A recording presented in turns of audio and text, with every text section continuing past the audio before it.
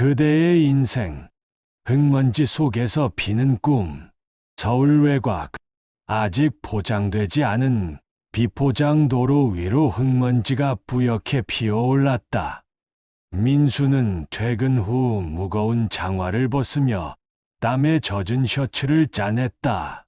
하루 종일 아파트 공사장에서 일한 손은 굳은 살로 가득했다. 그는 손바닥을 털며 중얼거렸다. 이래도 우리 아들만은 대학 보낸다는 다짐을 속으로 되뇌었다. 하지만 민수에게는 아무도 모르는 비밀이 있었다. 그가 매일 밤 숨겨둔 봉투 안의 돈은 단순한 건설 일용직 월급만이 아니었다. 공사장 자재를 빼돌려 팔아서 번 돈이 절반 이상을 차지했다. 양심의 가책을 느끼면서도 아들의 학비와 아내의 치료비를 위해서는 어쩔 수 없었다.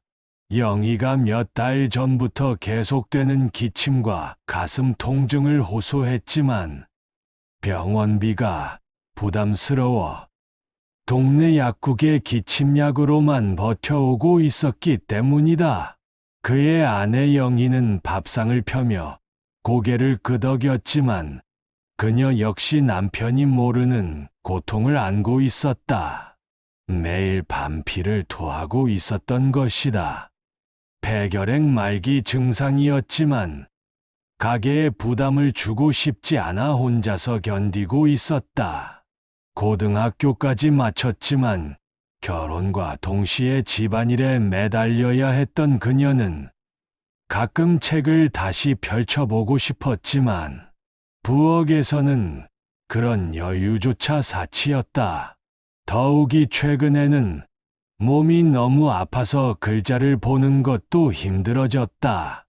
영희에게는 또 다른 비밀이 있었다. 20살 때 첫사랑과의 사이에서 낳았던 딸을 입양 보낸 과거였다. 지금의 남편 민수와 결혼하기 전 일이었지만 그 아이가 어디서 어떻게 살고 있는지 궁금해하며 밤마다 눈물을 흘렸다. 최근 들어서는 그 딸이 같은 동네에 살고 있다는 소문을 들었지만 확인할 용기가 나지 않았다. 그 옆 동네에는 철수가 살고 있었다. 동네 국민학교 교사인 그는 매일 아침 출근길에 자전거를 탔다. 아이들이 그의 자전거 소리를 들으면 달려 나와 손을 흔들었다. 철수는 여전히 교과서에 나온 이상적인 교사상을 지키려 애썼다. 요즘 아이들은 라디오보다 텔레비전에 관심이 많았고, 때로는 수업보다 외화 드라마 이야기를 더 좋아했다. 하지만 철수에게도 감춰야 할 어두운 과거가 있었다. 대학 시절 학생운동에 참여했다가 경찰에 끌려간 기록 때문에 원래 꿈꿔왔던 중학교 교사가 될 수 없었던 것이다.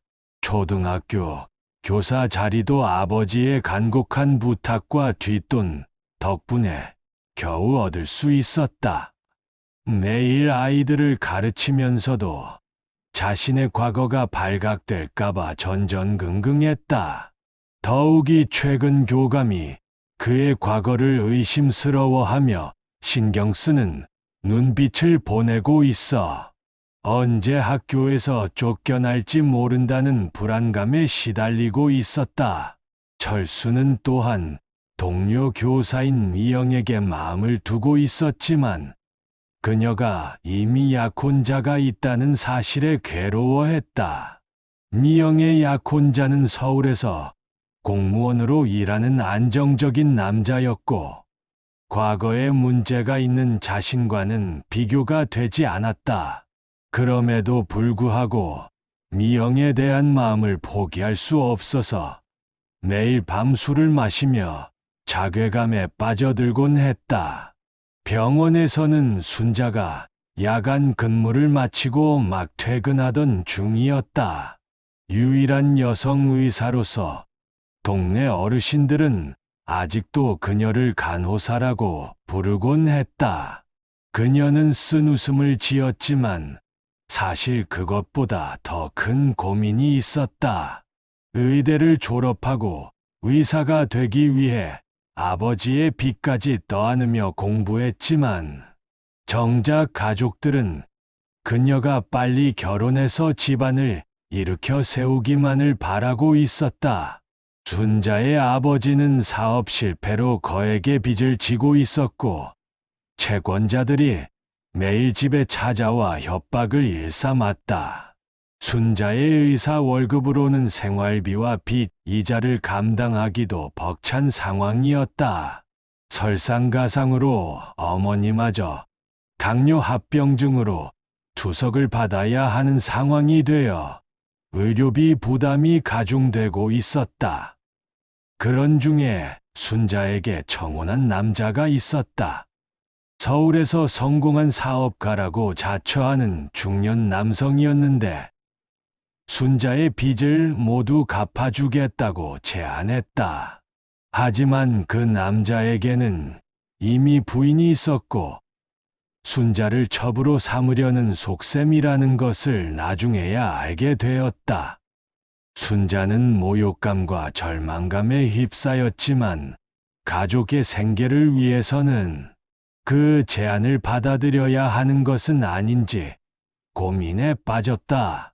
어느 날 밤 응급실로 쓰러진 할머니를 안고 들어온 민수를 순자는 처음 만났다. 그녀는 그의 굳은 손에서 진심을 느꼈다.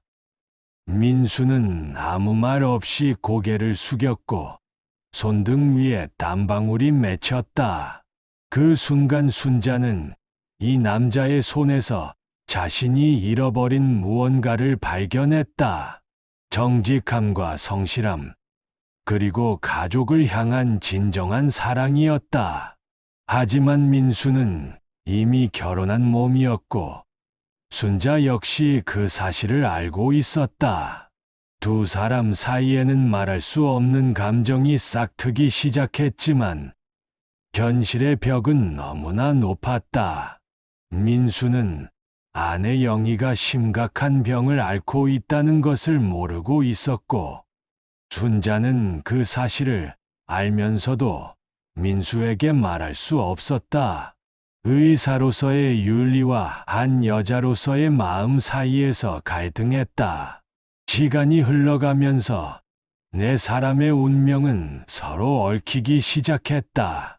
영희의 병이 악화되어 결국 순자가 있는 병원에 입원하게 되었다. 순자는 영희를 치료하면서도 복잡한 감정에 휩싸였다. 민수의 아내를 살려야 한다는 의사로서의 사명감과 한편으로는 그녀가 사라지기를 바라는 이기적인 마음이 동시에 들어서 자신을 혐오했다. 철수는 학교에서 문제가 생겼다. 그의 과거가 결국 발각되어 교감이 교육청에 보고하겠다고 위협했다. 철수는 자신의 교직 생활이 끝날 위기에 처했고 사랑하는 미영도 약혼자와 결혼 준비를 하고 있어서 절망에 빠졌다. 술에 취해 비틀거리며 집으로 돌아가던 중 민수와 마주쳤다. 두 남자는 처음에는 서로의 사정을 모른 채 경계했지만 술김에 서로의 고민을 털어놓게 되었다. 민수는 철수에게 자신이 자제를 빼돌린다는 사실을 고백했고 철수는 자신의 과거와 미영에 대한 마음을 털어놓았다. 두 남자는 서로 다른 처지에 있으면서도 비슷한 절망감을 공유하고 있다는 것을 깨달았다. 그날 밤 이후로 두 사람은 가끔씩 만나서 술을 마시며 서로를 위로했다. 한편 영희는 병원에서 치료를 받으면서 순자와 가까워졌다. 순자의 친절하고 정성스러운 치료에 감동한 영희는 순자를 딸처럼 여기기 시작했다. 순자 역시 영희의 따뜻한 마음씨에 감화되어 점점 그녀에 대한 복잡한 감정을 정리해 나갔다. 영희가 자신이 입양 보낸 딸에 대한 그리움을 토로할 때 순자는 그 딸이 바로 자신일 수도 있다는 생각이 들었다. 나이와 출생 시기가 비슷했고 영희의 고향이 자신이 입양되기 전 살던 곳과 같았기 때문이다. 순자는 조심스럽게 영희에게 몇 가지 질문을 던져보았고 마침내 영희가 자신의 생모라는 확신을 갖게 되었다. 하지만 이 사실을 밝히는 것이 과연 옳은 일인지 고민했다. 영희는 이미 민수와 가정을 이뤘고 아들도 있었다. 자신의 정체를 밝히는 것이 오히려 영희에게 더 큰 고통을 줄 수도 있었다. 그러던 중 더 큰 위기가 닥쳤다. 민수가 자재를 빼돌린 일이 발각된 것이다. 공사장 현장 소장이 감사를 받게 되면서 모든 것이 드러났고 민수는 경찰에 체포되었다. 영희는 남편의 체포 소식을 듣고 충격으로 병이 더욱 악화되었다. 아들은 아버지가 도둑이라는 소문 때문에 학교에서 따돌림을 당했고 가정은 풍비박산이 날 위기에 처했다. 철수도 결국 학교에서 해임되었다. 교감이 그의 과거를 교육청에 신고했고 학생운동 전력이 있는 교사는 부적절하다는 판단 하에 교직에서 물러나라는 통보를 받았다. 설상가상으로 미영은 약혼자와 결혼식을 올렸고 철수는 완전히 절망에 빠졌다. 더 이상 살아갈 이유를 찾을 수 없다고 생각한 그는 한강으로 향했다. 순자는 이 모든 상황을 지켜보며 괴로워했다. 사랑하는 남자는 감옥에 가고 생모는 죽어가고 있고 아버지의 빚 때문에 자신도 곧 불명예스러운 선택을 해야 할 처지에 놓였다. 그 성공한 사업가는 계속 그녀에게 압력을 가했고 채권자들은 더 이상 기다릴 수 없다며 독촉했다. 하지만 이때 기적 같은 일이 일어났다. 영희의 병이 갑자기 호전되기 시작한 것이다.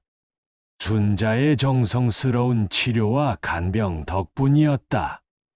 영희는 순자에게 깊은 감사를 표하며 자신이 가진 유일한 재산인 금반지를 순자에게 주려고 했다. 순자는 처음에는 거절했지만 영희의 간절한 마음을 헤아려 받아들였다. 그런데 그 금반지에는 특별한 의미가 있었다. 영희가 첫사랑에게서 받은 것으로 딸을 입양 보낼 때 함께 보낸 반지와 한 쌍이었다.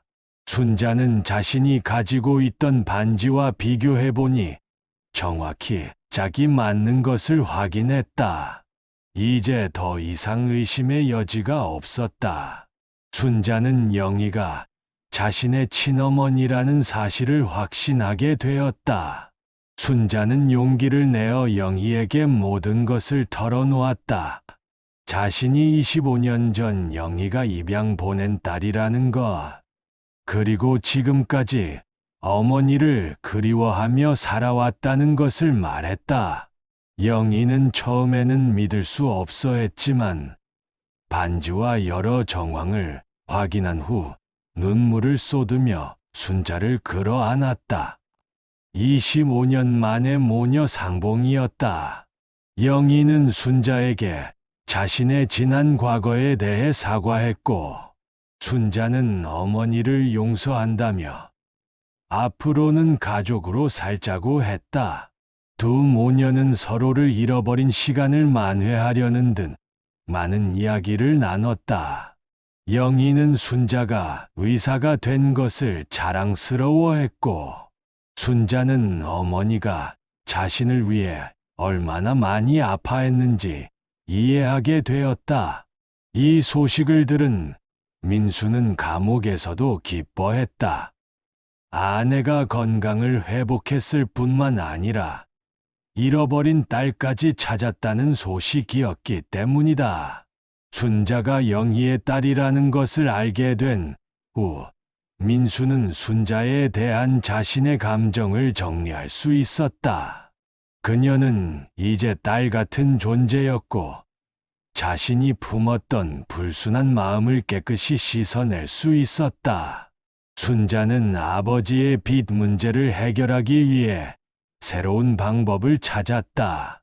그 성공한 사업가의 제안을 거절하고 대신 병원 동료들과 함께 의료 봉사단체를 만들어 후원금을 모으기로 했다.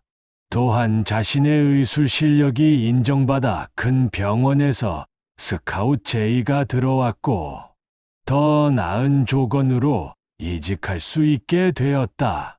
철수는 한강에서 죽으려던 순간 물에 빠진 아이를 구하게 되었다. 그 아이를 구하는 과정에서 자신도 의식을 잃었지만 지나가던 사람들의 도움으로 모두 무사히 구조되었다. 이 일이 신문에 보도되면서 철수는 영웅 교사로 알려지게 되었다. 교육청에서도 그의 과거보다는 현재의 행동을 평가하여 복직을 허용했다. 더욱이 미영이 남편과 이혼한 후 철수에게 다시 돌아왔다. 미영의 남편이 다른 여자와 바람을 피웠던 것이 밝혀졌고, 미영은 철수의 진실한 마음을 다시 깨달았던 것이다. 민수는 자신의 죄를 반성하며 감옥에서 모범적으로 생활했다. 또한 순자가 변호사를 구해주고 선처를 호소한 덕분에 형량이 줄어들었다. 출소 후에는 정직하게 일하겠다고 다짐했고, 영희와 순자의 도움으로 작은 건설업체를 차려서 성실하게 일하기 시작했다. 그해 가을, 동네 초등학교 운동회에서 네 사람은 처음으로 한 자리에 모였다. 이제 그들은 진정한 가족이 되어 있었다. 민수와 영희는 순자를 딸로 맞이했고, 철수는 미영과 함께 새로운 사랑을 시작했다. 아이들이 달리고 어른들이 박수치는 그 속에서 민수는 손을 모으고, 영희는 웃었고, 철수는 호루라기를 불었으며, 순자는 가벼운 구급함을 들고 있었다. 과거의 아픔과 시련을 모두 극복한 그들은 이제 진정한 의미에서 같은 꿈을 꾸고 있었다. 서로 다른 세상에서 살아왔지만 결국 하나의 가족으로 뭉쳐진 것이다. 그들은 그 꿈을 흙먼지 속에서도 지켜냈고, 이제는 더 큰 희망을 향해 함께 걸어갈 수 있게 되었다. 어둠이 깊을수록 새벽은 더욱 밝게 다가온다는 것을 그들은 자신의 삶으로 증명해 보였던 것이다.